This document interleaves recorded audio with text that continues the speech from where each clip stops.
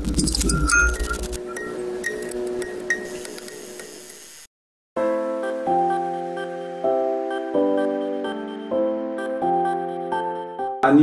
alakamisy 20 aprily 2024 noa natokatsika ho fanombohana ny asa famotanana ny fanarenana ny rova eto Antananarivo ahitana anibesakana ny lapan'ny Manjakamiadana ary ireo vakoka rehetra mandrafitra ity toerana ity izay manana ny lanjany manokana eo amin'ny tantaran'ny Madagasikara. Tsy maintsy hofitantsika mialoha ny fankalazana ny fa-80 taona niverenan'ny fahaleovantenantsika ity vakoka goavana manana ny asiny eto amin'ny firenena ity.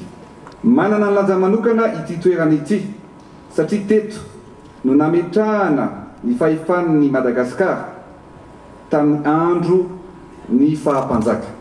Teto anaty rovo no niorina sy ny sandratra ny fiandrianam-pirenena mariky ny firaisam-pirenena. Ho averintsika amin'ny endriny taloha ny rova ary apetratsika ho isan'ireo vakoka manandanja maneran-tany na ho angatahantsika ho atao patrimoine mondial ity toerana ity.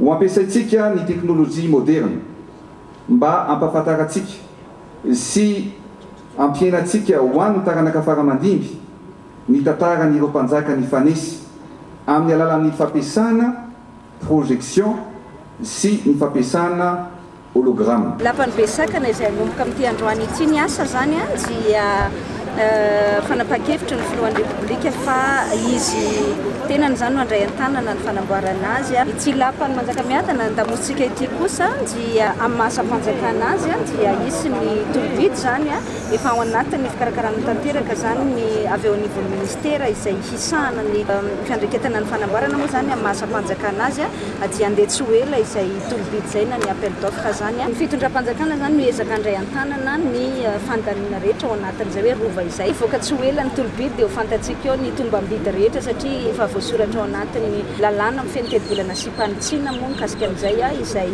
ho affectena tsy amin'ny ministèren'ny kolontsaina sy ny serasera zany ny tetibola mifandraika amin'izay. Asa famotana izao atao izao.